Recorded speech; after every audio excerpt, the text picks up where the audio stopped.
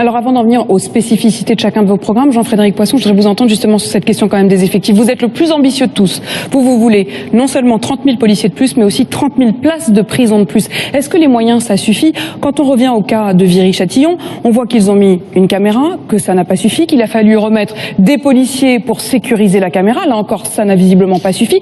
Qu'est-ce qu'on fait? On rajoute encore des policiers pour sécuriser les policiers qui eux-mêmes sécurisent la caméra? Non, je crois que d'abord je partage beaucoup de choses qui ont été dites parce que ce sont des positions que nous avons ensemble défendues au Parlement lorsque nous nous sommes les uns et les autres opposés aux menées actuelles du gouvernement. Cet esprit de légitime défense, de présomption de légitime défense, je partage tout à fait, c'est exactement la manière dont je le vois. Deuxièmement, je suis frappé par le fait que les policiers, en particulier ceux que je suis allé saluer à Nice l'autre jour sur la place Masséna, il y a 15 jours, demandent davantage une simplification des procédures judiciaires, ça a été évoqué, que beaucoup d'autres choses en réalité. Ils demandent des conditions de travail dignes et décentes, du matériel qui fonctionne, plus peut-être que davantage d'effectifs. Et je pense qu'il faut leur répondre d'abord sur ces conditions-là.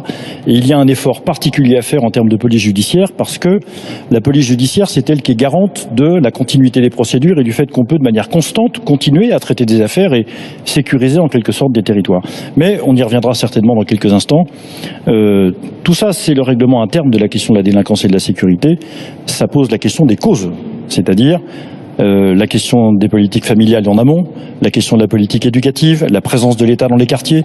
Tout ça, c'est quelque chose qu'il faudra traiter et je crois que ça fait partie des éléments qu'on doit ajouter à ce débat sur la délinquance. Et vous en parlez spontanément, Jean-Frédéric Poisson, et pourtant, c'est pas le cas tellement de vos concurrents.